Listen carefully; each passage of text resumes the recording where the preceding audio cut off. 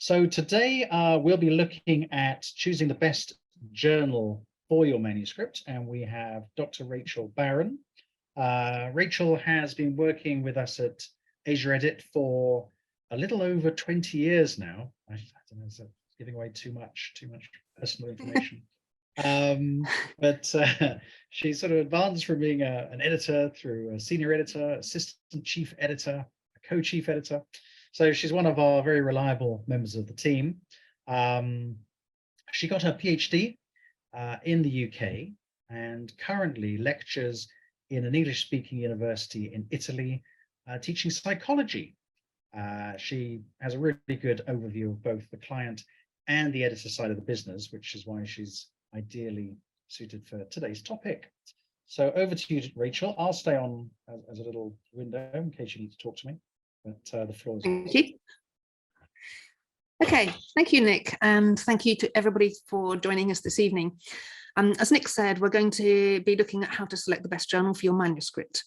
After finishing writing a paper, most researchers are only concerned with getting it accepted for publication.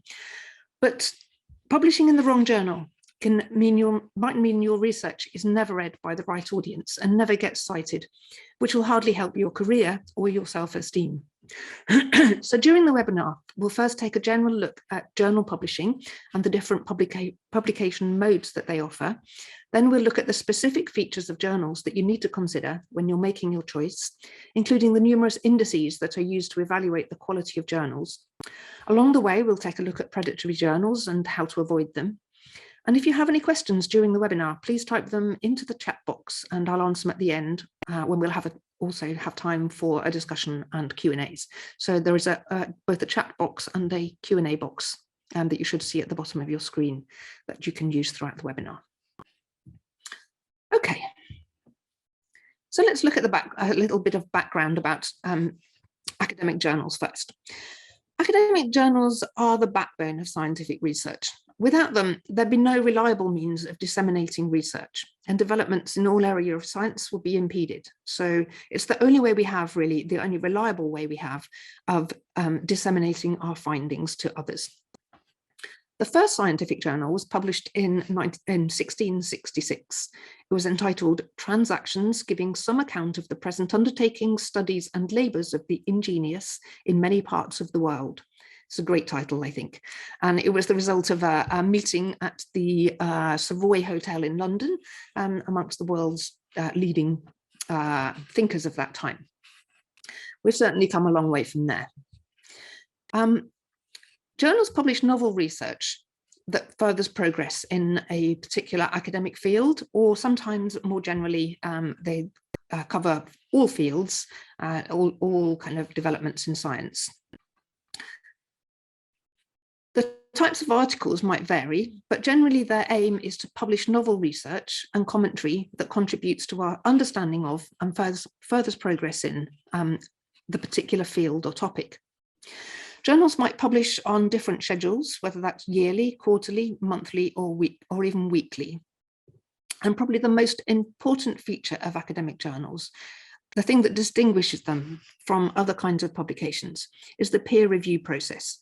This is designed to uphold the integrity and quality of academic research, and any publication that does not conduct a rigorous peer review of every paper cannot be considered an academic journal.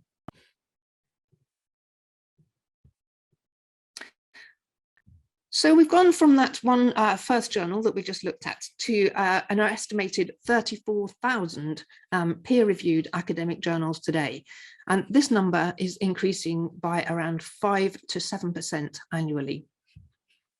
There were fewer than 1 million papers per year in 1980, as this graph shows number of papers, not the number of journals themselves.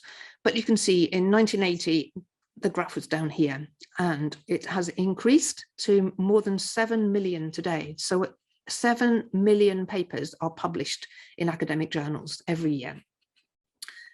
It's been argued that the push by governments to make universities more productive has resulted in too many low quality papers being published.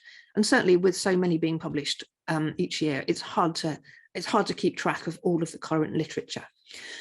And furthermore, the competition gets stronger gets harder and publishing times get longer. So it gets more and more difficult to get your research out there and read by others. The Review of Higher Education, for instance, which is a highly respected journal, recently suspended submissions of new articles because it had a 2-year backlog of articles in various stages of review and publication. So imagine, you've spent all this time writing and doing your research, and it takes another 2 years until you can actually get it out in print and have people read it. This is really not a great situation. And against this background, it's easy to see how new researchers might struggle to get their work published in the right journal, so that it's actually seen and read by the research community and not just lost amongst the millions of others vying for attention. When I first started submitting my papers for publication, I found it quite an overwhelming task. Like I had no idea that it was that important to select the right journal. And it took a lot of advice from others before I kind of got the job right, and really understood why I should select particular journals instead of others. So I think it was quite a steep learning curve for me. I'm hopefully going to make that a little bit shorter for you. So before we look at the journal selection process, let's take a quick look at the different types of journals, or rather their different publishing models. The main distinction between the different kinds of journals is whether or not they offer open access. So the traditional subscription model, which was what all journals were in the past, followed a model where access was restricted to institutions and individuals who paid a high annual subscription fee. So if you paid no subscription fee, then you couldn't access any of the work in the journal. The journal will be printed and available in university libraries that paid a subscription. So if you were a member of a university and you had access to a library, a university library that subscribed to a journal, then you were allowed to read the research. Although nowadays, most journals, or pretty much all journals, publish online as well as in print. Some journals offer early review publication online, which can be a great help because it means it's much faster to get your work out there. So even though the print edition might be months and months in development, your online version should be readily available as soon as it's accepted for publication. Another advantage of online publications is that the versions of papers can be longer, and they can include supplementary links they can include supplementary materials, media, and other relevant links. So you can add lots of other information that might be of interest to your readers, much more than is available in a print version.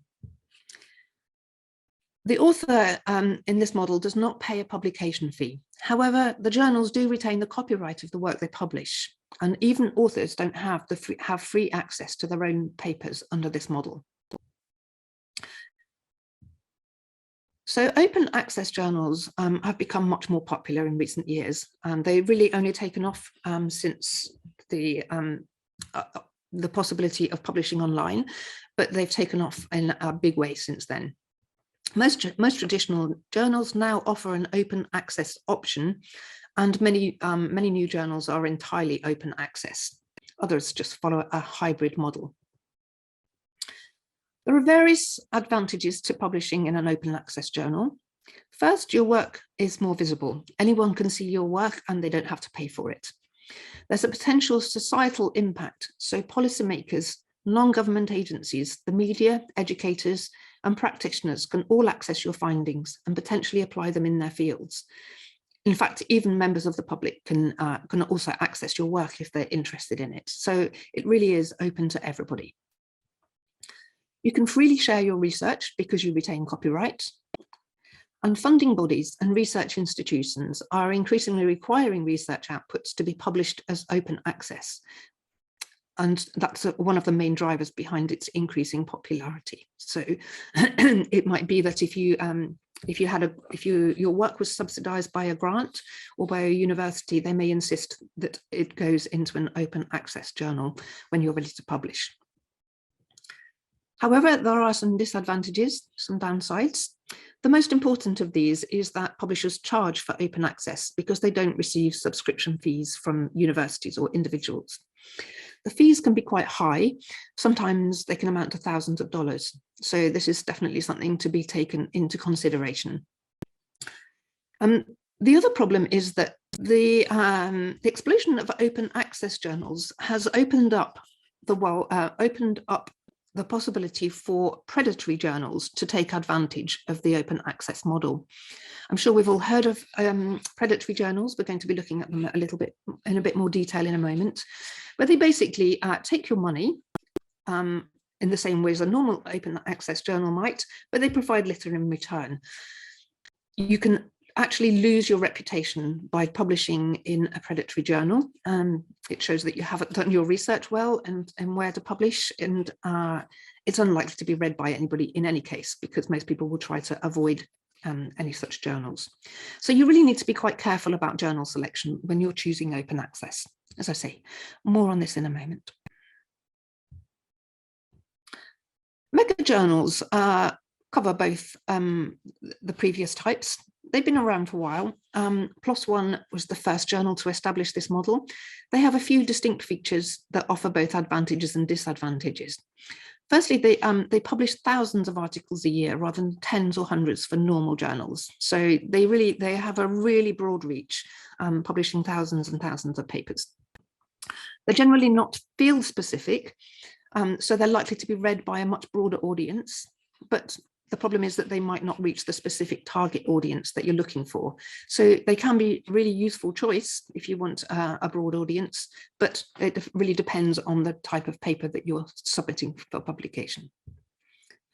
The peer review, the peer review process for these journals is limited.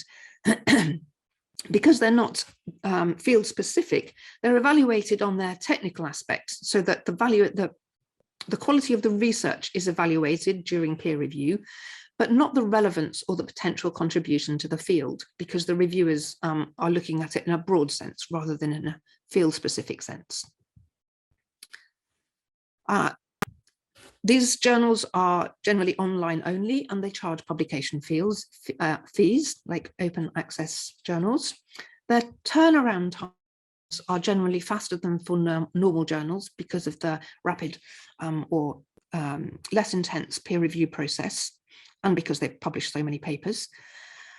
But having said this, some highly respected prestigious journals can be considered mega journals, things like journals like Nature and Science, Sage Open and BMJ Open. So these are huge journals and very well respected. The last type is predatory journals. Let's just look at the definition, a definition provided by the International Committee of Medical Journal Editors. These journals, predatory or pseudo journals, accept and publish almost all submissions and charge article processing or publication fees, often informing authors about this after a paper's acceptance for publication. They often claim to perform peer review, but do not, and may purposefully use names similar to well-established journals. So these kind of journals are proliferating. They operate only to make money, not to advance science. Your reputation, as I said earlier, might be at risk if you publish in them. So we need to do what we can to be able to spot and avoid predatory journals. So how do we spot them? One of the first signs is that they'll contact authors directly asking them to submit papers. So if you actually receive an email from a journal and it's not one that you recognize, and they're asking you to submit papers, then it's a red flag. Investigate the journal thoroughly before you go ahead and provide any papers for them, send any papers to them. The journal website generally doesn't provide the usual journal metrics. We're going to come to these in a moment. They tend to not provide any information, basically because they don't have the metrics that you need to assess their quality. So they're basically absent from their websites. They tend to promise suspiciously fast turnarounds. This is an indication that the peer review process is non-existent or cursory at best. So if they're promising to publish your paper in the next 2 weeks, it's likely to be a predatory journal. They often fail to mention publication fees until the paper's been accepted, although, as we've seen, other journals will charge you a publication fee, particularly for open access. They will always make this clear upfront. It should not be hidden. It should not come as a surprise. The output of these kind of journals, first, there's almost no chance of rejection of your paper. So again, if they're saying that they're guaranteeing publication as soon as you submit, then that is a sign of suspicion. And the output is typically of very low quality. So you can assess this by the standard of the research and the quality of the presentation. So for instance, the papers might be full of spelling errors, tables not formatted properly, just generally no attention to detail, just a low quality kind of publication.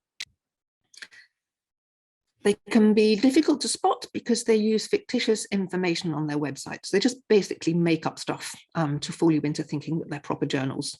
So for instance, they've been known to use the names of well-known authors, well-known researchers on the editorial boards, even though the authors themselves are completely unaware that the journal even exists.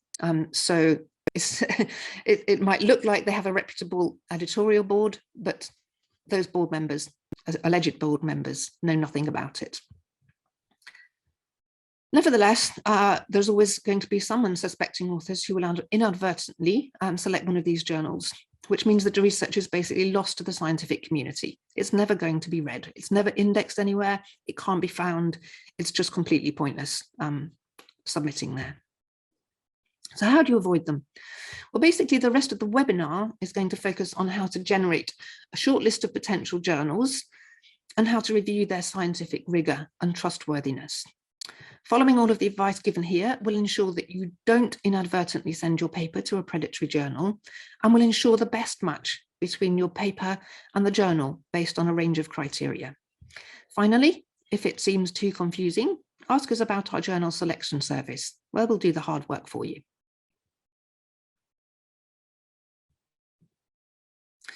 Okay, let's start with when you should select your target journal. I'd always advise that you start thinking about the target journal right from the beginning of the research process. If you know which journal you're writing for, you'll be able to tailor your writing style and content to match the journal and its audience as closely as possible, and this is really important. You should get to know the kinds of papers that the journal publishes so that you can add to the ongoing conversation. Your paper will be seen as a good fit if it builds on previous research published in the journal. So you can often see like a conversation kind of evolving over several issues of a journal. So topics become popular, then other researchers respond. They may replicate studies, they may respond to studies or extend them. But this basically adds to a kind of a conversation in the journal, and your best bet of finding a good fit is to find the journal where you fit well into the conversation. Furthermore, if you know your target journal right from the beginning, you can write your paper in a style that matches that of the journal and its audience. There's lots of things that a journal might expect to see in your paper, not least the formatting and so on. That is much, much easier if you start writing and formatting right from the start. So things like the journal style guide, whether you need to use a template, which sections to include, any word counts, reference formatting, and so on and so on. They can all take a long time to change if you get them wrong the first time. So it's just something to bear in mind if you in trying to select your journal as early as possible. So how do you start? Well, the first thing you need to do is define the intended message of your paper and your target audience. This is really important to find a good match. You need to consider whether its main contribution is to theory, methodology, or practice. So being clear about the purpose and message will find the right home. If your study's main contribution is methodological, is it specific to a particular field? Would a journal dedicated to methodological developments, such as the Journal of Statistics and Methodology, or perhaps the International Journal of Qualitative Methods, be appropriate? Who will it appeal to? Just other academics in your field or the broader scientific community? Is it of interest perhaps to practitioners, policymakers, the general public? All of these need to be taken into consideration when you're selecting the best match for your paper. Next, you need to evaluate the significance of your findings. And you really need to be honest with yourself here, because of course we all think that once we've finished our research, it's really important. It's going to make a huge contribution to the literature and everybody's going to want to read it. However, overestimating your contribution will make it more difficult for you to get your paper accepted. So first of all, consider novelty. How much does your study actually contribute compared with other papers in your area? Does it make an incremental contribution, or does it introduce a new theory, method, or concept to the field? How relevant are your findings to a regional or international audience? In other words, do you want to choose a journal that, say, if your study was conducted in China, do you want to find a journal that is specific audience in China, or is it relevant to a more international audience? And then look at the appeal. Is your study on a hot topic in your field, or even more widely? For example, at the moment, artificial intelligence, or AI, is a hot topic right across the academic world. So if your study is on a hot topic like this, then you'll want to find a non-field specific journal with as broad an audience as possible. So the answer to these questions about the impact and reach of your paper will help to decide how prestigious a journal you should be aiming for and how broad the audience is likely to be. Next, start compiling a shortlist. You should aim to shortlist about 5 journals initially to give yourself sufficient choice. You'll probably have a good idea of the main journals in your field already. So which journals do you read regularly, or which do you subscribe to? Can you see your work being published there? Maybe your research would fit well in one of the journals where your favorite papers are published. By favorite, I mean those that your research is most closely based on. So looking through the references of the papers that you cite in your research is a good idea. Then you can find the papers that, the journals that appear most frequently in your reference lists. Also then scan the reference lists of the most cited papers to highlight the most relevant references and the journals they're published in. So you're kind of looking all around like the topic that the field that you know well, and the specific topic that your research is on, to try and find the most common journals where the research is published. Next, you can use a journal selection tool or JST to identify a more comprehensive list of journals. These tools trawl the contents of numerous journal indexing databases to find a good match with the abstract of your paper. There are various journal selection tools available. Some of them belong to publishers themselves. Some are independent, such as journalguide.com. Some are field specific, such as jane.biosemantics, which is specialized for medicine, and IEE.org for engineering. So it's worth trying a few different types of journal search engines to get a comprehensive list. All you need to do is put your abstract in the box. Here's a screenshot from one of the search engines. It's really, really simple. You just paste your abstract in and it will do the search. The abstract doesn't need to be finalized or polished. It just needs to include the keywords from your study. And in actual fact, you can see here it says scramble abstract. And so it'll just churn up the words in your abstract if you don't want to upload it in its proper form. So if you want to keep your research findings hidden, not that I think anybody is going to access them through this process, but as an extra precaution, they include that option. So I'm going to give you an example now. I'm going to look at the abstract from one of my own published papers, actually written by one of my doctoral students long ago. And I'm going to use this as an example to see what results we get from a couple of journal selection tools. The highlighted words here are the keywords. So the keywords appear in the abstract, which is always good practice, by the way, because it helps to get your paper found when people are searching the databases. We can see here at the end that the paper has clinical and theoretical implications. So that means that we're going to want to find a journal that will reach both of those audiences, both clinicians and researchers. This is a small study that builds on previous research. It's actually about foster parents and psychological well-being and in looked after children. So it's quite specific, but it builds on research that was done with a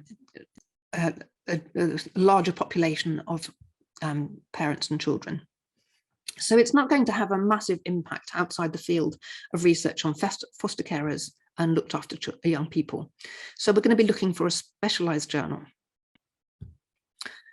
This is the output from two search engines, Elsevier and Taylor and Francis.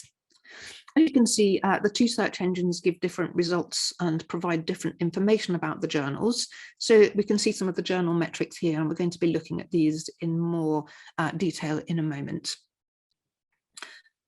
This one here gives you opportunity to see both about the information about the journal. So this will be taken from its aims and scope, and then some of the metrics as well. So these provide us with some initial information that will be useful in making our selection when we've looked at a few other things. So the first thing with this list is to discount any results that are clearly not a good match. On the previous page, I immediately discounted a couple of the options. One was in educational psychology, because this study isn't really relevant to education. And another one was personality and individual differences.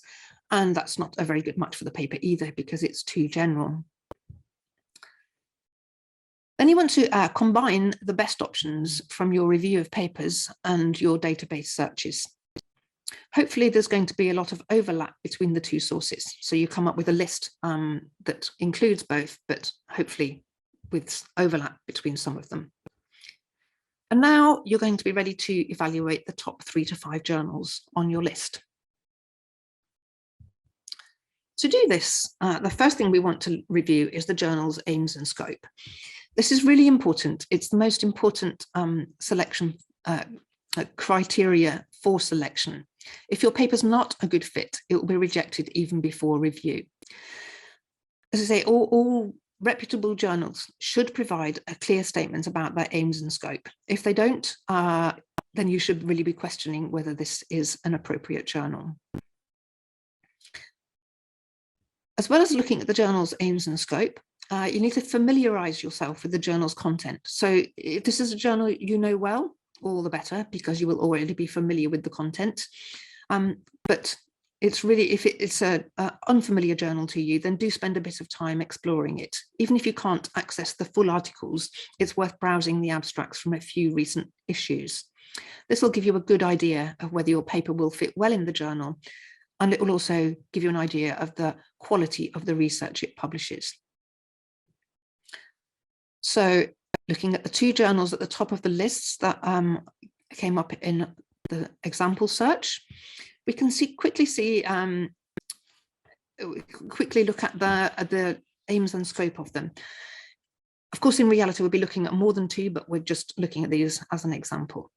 So looking at the highlighted text, we can see that this one journal of public child welfare is aimed at child welfare professionals who want to stay informed about the latest findings and important issues in public child welfare.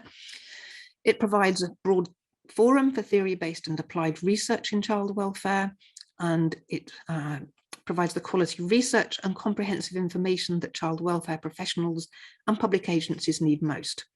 It presents quantitative, qualitative, and mixed methods, theory-based or applied research. So this seems to be a pretty good match for our paper. It's got many of the key things that we're looking for. Similarly, the next one, Children and Youth Services Review, is also a good match. It doesn't mention looked after children specifically, but it does refer to the well-being of vulnerable young people and their families, which seems to indicate it would be a good match. So are they a good fit? They seem to be, because they reach both academics and professionals. so the study would reach the right audience. Then as a further check, I typed in, like most journals have got an internal search facility, so you can actually search within the journal for your keywords. So I typed in foster carers into both journals' search engines, and I found several hundred results for both journals. Many of the recent papers were on topics related to this one. So these two journals have basically passed our first test. The journals both publish original research. Indeed, virtually all journals do so. We generally don't need to check that they'll accept this type of paper. However, if you're looking to submit a different type of paper, such as a review article, do check that the journal accepts this type of publication. Okay, now we're going to move on to looking at the journal metrics. These can be quite confusing, and we see these metrics all over the place, but I for one, don't always know what they mean, and it can be confusing. So we'll just have a quick overview of what they tell us. Probably the most familiar to you all is the impact factor. This was introduced in 1955, and it's the most widely known and influential journal indicator. Journal quality indicator, I should say. It basically provides an indication of the number of times that papers in the journal have been cited after publication. So the number of citations in a particular year for content published in the journal in the previous 2 years, divided by the total number of articles and reviews published in the previous 2 years. So it's basically all of the citations divided by the number of actual articles that they come from. And that gives you the journal's impact for year X. Just to give an idea of what impact factors look like, and this is the top part of the list of the top 100 journals with the highest impact factor. Top of the list by a long way is Cancer Journal for Clinicians with an impact factor of 508.702, really high. The next closest is only 94.44.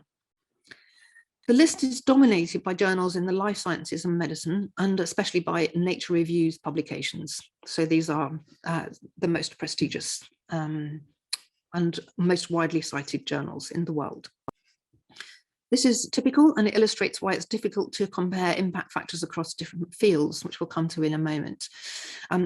Even down to number 27 on the list here, we've already got down to an impact factor of 44, which is hugely lower than the top. So the vast majority of the 30-something thousands of journals will have impact factors much lower than this. So we are generally looking at impact factors lower than 10 for journals, unless you are an extremely high-profile researcher. The next one is the CITE score. This is commonly commonly used as well. It's similar to the impact factor, but it's calculated slightly differently. It's the average value of citations per item. Per item means per article or other publication type for each item in the journal in the previous 4 years. So basically, this is the CITE score. It covers the 4 years before, whereas the impact factor covers the 2 years before.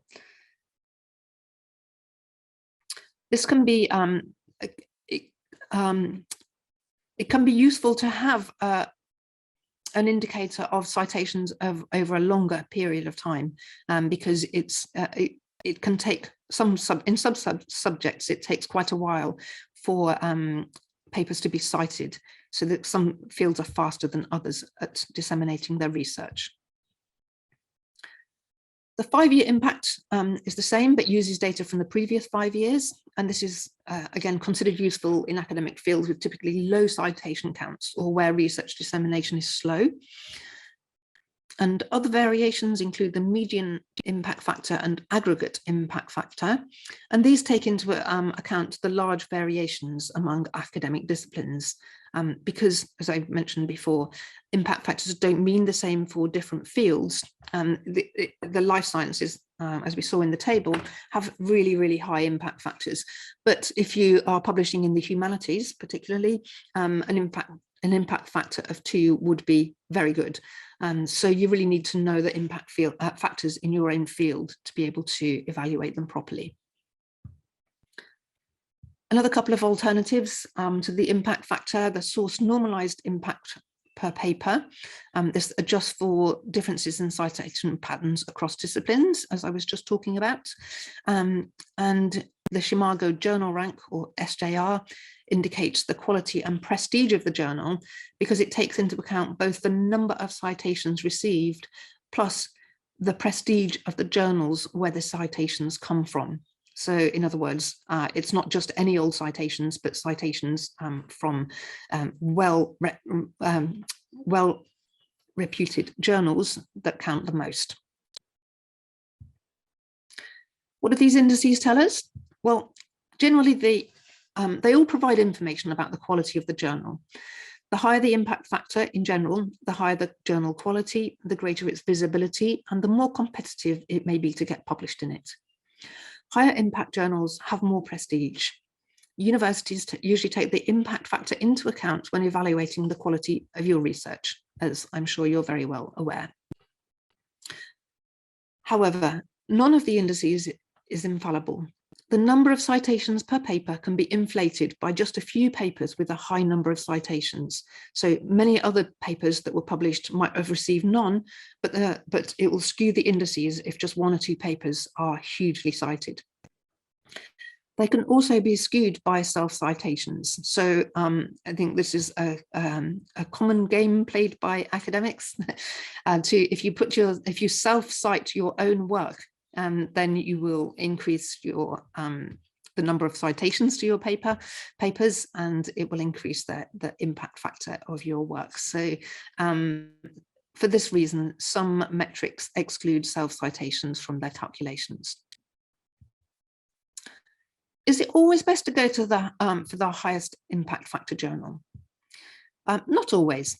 It's natural to think that you should always aim for the highest impact factor, especially because it's what universities are evaluating researchers' outputs on. However, you need to match the expected impact of your work with the impact factor of the journal. If your work is just not relevant to a very high impact journal or is very unlikely to be accepted, then you'll be wasting time in trying to submit it to one of them. It's very hard to, much harder to get papers accepted in high impact journals. So I say the risk of rejection is high and will almost certainly be pretty immediate. On the other hand, you do have to balance this with the risk of aiming too low and reducing the impact of your paper. So you need to be able to judge whereabouts your paper should lie on this continuum. So although the impact factor is a useful metric, other factors, especially the fit of the journal, are at least as important or more. So take it into account, but don't rely on this measure solely. Can you apply to multiple journals? Can you submit your paper to multiple? No, you can't. You can submit to one journal at a time, and you have to wait for a rejection and withdraw your submission if you want to submit it to another journal. So yes, it's not allowed to submit to more than one at once.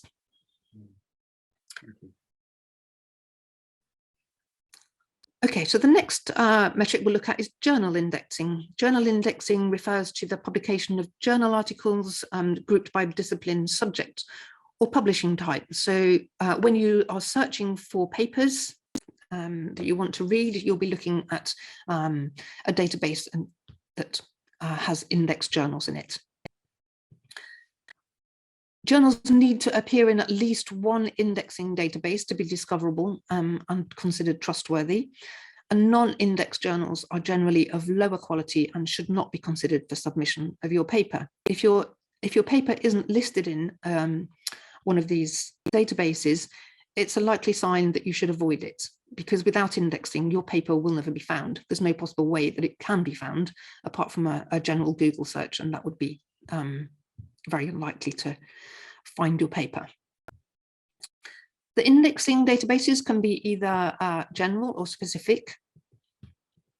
And the main ones include Scopus, Web of Science, the Directory of Open Access Journal, EBSCO, PubMed, Medline, and Embase. So you can see things like Scopus and EBSCO are very general, whereas Web of Science, and Web of Science is too. Directory of Open Access Journals is specific to open access only. And these two are specific to medicine, PubMed and Medline. Another thing that you can look for is whether the journal that you're looking at is affiliated to any particular society or association. So many societies produce their own journals, and this was the traditional way of publishing research. So many of the big publishers now will publish these kind of journals on behalf of these associations. These are just examples that I've put up here from the Federation of European Biochemical Societies, Asian Society of International Law, American Cancer Society, and so on. So there's numerous, like thousands and thousands of associations. The reason you might want to consider an affiliated journal is because it's generally the most direct way of reaching your target audience. So it's possible that you might be a member of a society already, and if it publishes its own journal, you may find it's a good home for your paper, and furthermore, you might get a discount on the publication fees.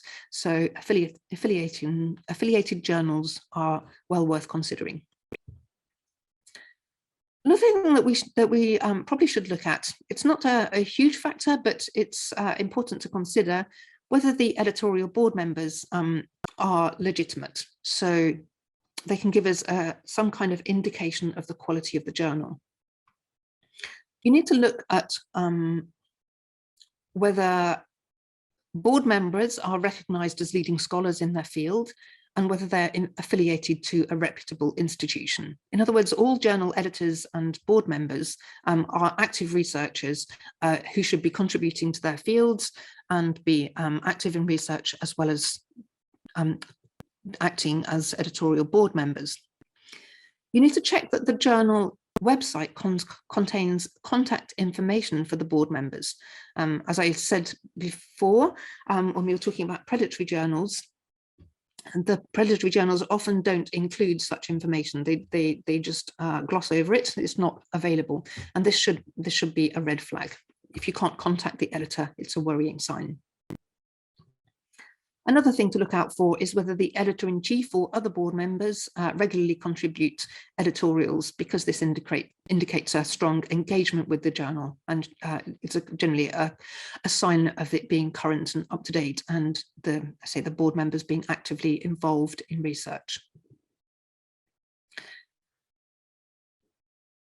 Next is the peer review process. A transparent peer review process is essential for any reputable journal. Information that should be disclosed includes the criteria for peer review, the selection of reviewers, the type of review, the time frame of reviews, and how conflicts are handled. Peer reviews are generally blind, so the reviewer doesn't know the identity of the authors. However, it's increasingly common to have open reviews where the authors and reviewers do know each other. So in the past, this would have been rather strange, but it's because it's more popular. If your journal says it operates an open review policy, then it's not a reason to reject it. Now we look at the journal acceptance rate. This tells us the proportion of submitted manuscripts that are accepted for publication. Acceptance rates can vary widely, ranging from just over 1% to over 93%, with an average of about 32%. High impact journals have lower acceptance rates, but they do vary, and they can still be up to 50%. So high impact journals don't necessarily mean your paper will be rejected. It's just a higher chance of it. Although a higher acceptance rate increases your chance of success, you need to weigh this against the possible higher prestige of a journal with a lower acceptance rate. So you need to take both sides into consideration. And while this can be a helpful metric, beware that not all journals calculate their acceptance rates in the same way, so they can be somewhat misleading. So some of them might not count journals that are immediately rejected by the editor, for instance, and that never go to review. So it kind of skews the figures. They're not necessarily all comparable. Time from submission to publication can be important. It can vary from a few weeks to more than a year, or even several years, as we saw earlier. This speed will be influenced by how often issues are published, which might be from weekly to monthly, quarterly, biannually, or annually, and also by whether the journal offers an early view online version. So this can really speed up the process of disseminating your work. One thing to look out for is the article processing charge. You might need to take this into consideration depending on whether you have a budget for publication. So as I mentioned at the beginning, traditional journals that were based on a user pays model didn't charge authors anything, and the journals made money through subscriptions. Open access, in contrast, do charge the authors for publication because they have to make up for the lack of subscription, and users can access it for free. Fees can vary widely and maybe up to around $4,000. This causes a lot of controversy in the publishing industry, or rather among academics against the publishing industry, as these charges have to be justifiable. However, there are various ways that you might be able to reduce the cost, including things like institutional memberships, society memberships, university support, and research funding grants. So it's quite common to find that you can add a component into your research funding grant application for publication charges at the end. And remember that even traditional subscription journals might ask for fees for printing and processing figures, especially color figures in print. So all other things being equal, open access journals provide the broadest reach for your research because your paper can be read freely by anyone who's interested in it. But this has to be balanced with concerns about the cost and the other metrics covered here. The last thing to look at is just whether your paper, if you've already written your paper, whether it complies with the instructions for journals for that you're looking at, the instructions for authors in the journals that you're looking at.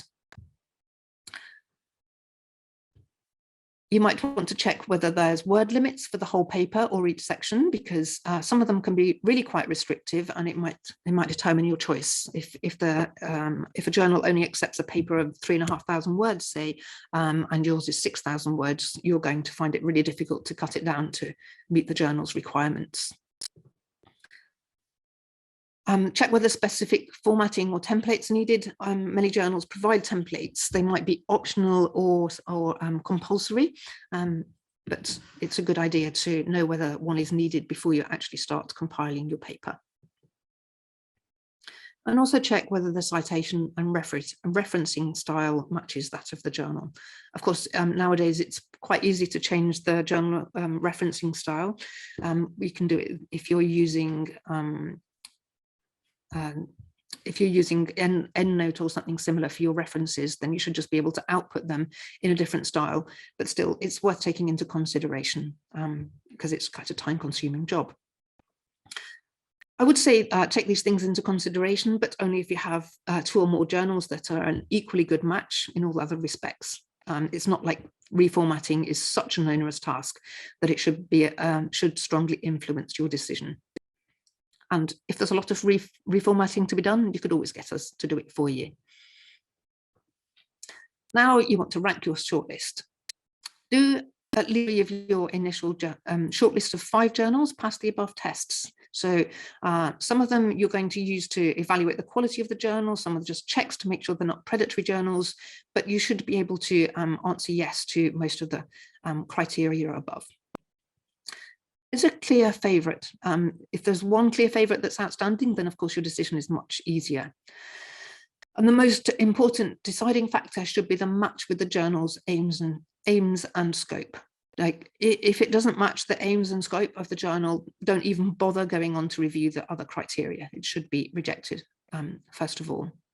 Otherwise, rank the journals according to your priorities, things like the impact factor, the time to review, times of publication, whether there's a publication fee, and the extent of reformatting needed.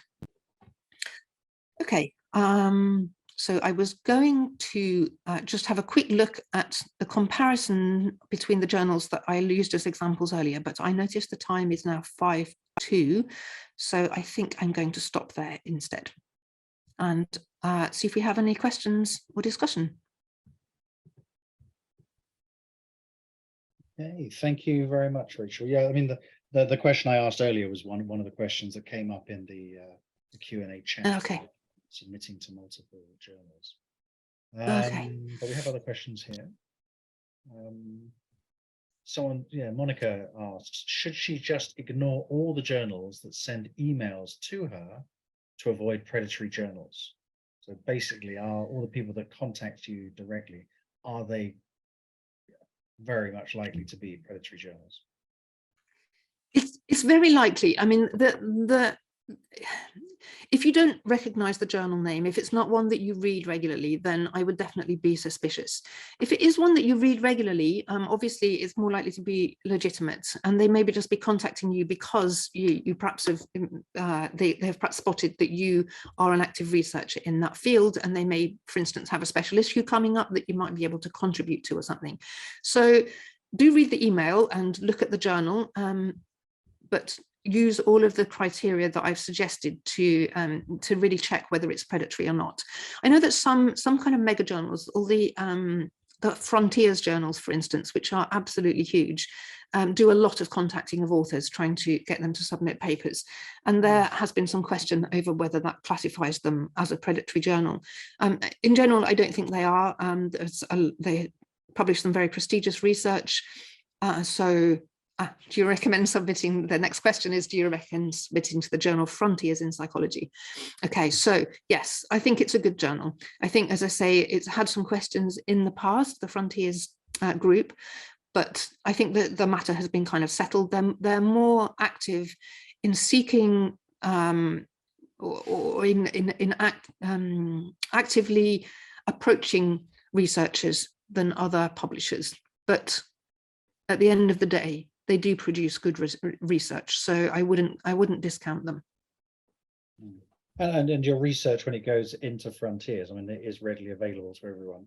It's not a predatory journal where it just disappears into a black hole and nobody finds it. So yeah, it is searchable. Yes, it is searchable, and they will generally pass all of the other tests that I've suggested. So I don't think you're not on shaky ground. I mean, you showed us a few search engines earlier. So when you do a search through there, will it only come up with good journals? They will not list any predatory journals, or do the predatory journals somehow get through that filter? They shouldn't do. No, they should come up with legitimate journals, because they will only use legitimate databases. So predatory journals aren't listed on reputable databases, and so the journal selection tools shouldn't be able to pick up on them. So yeah, you can be pretty sure that if you use a journal selection tool, and particularly if it's one of the major publishers like Elsevier, for instance, then you know that they're going to be legitimate.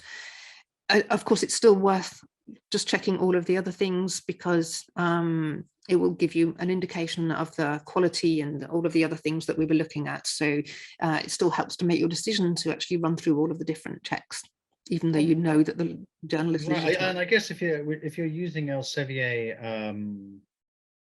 their search, it's going to recommend all the Elsevier journals, whereas Taylor and Francis is going to push you towards their those. So that's why when you did the searches, they came up with different.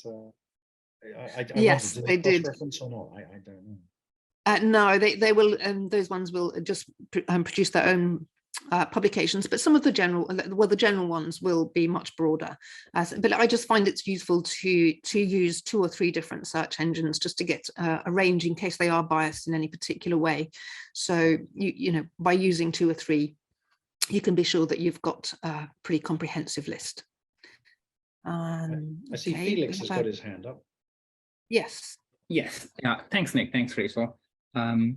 My question is, a few standalone journals, especially, they're trying to progress or change the publishing model. For example, eLife was in the news recently because they decided to, once the paper is cleared the desk and it's been sent for peer review, they will always publish it, irrespective of the peer review comments, but they will also publish the peer review comments through it. And there is a movement to more open publishing and you know, making research more accessible. So do you think it is risky for an author to publish in more experimental models like this when they choose a journal, or should they wait until these models have been, you know, kind of tested out? I think it would depend, like you would have to do the research on the journal, but I think it's really interesting that these journals are coming up with different models. The traditional model has been criticized for a long time, and for various reasons. And one of them is the gatekeeping of research. So a lot of research is never published, mainly because journals often select only research that has positive results, so the things that they think will be most interesting to readers. However, the problem with this is that research that is valuable in the sense that it's tested something that is a legitimate question to test, or a legitimate hypothesis to test, and it's come back with a negative result, is never known to the research world. So people can continue testing that same hypothesis over and over and over, not knowing that it's failed every time somebody's done it. So I think it's a really good idea to publish negative findings in journals, and it looks like the journal that you mentioned is trying to do something like that, is trying to stop the kind of gatekeeping of who gets published and who doesn't. Right. Yes. Yeah. Thanks, Rachel. Yeah.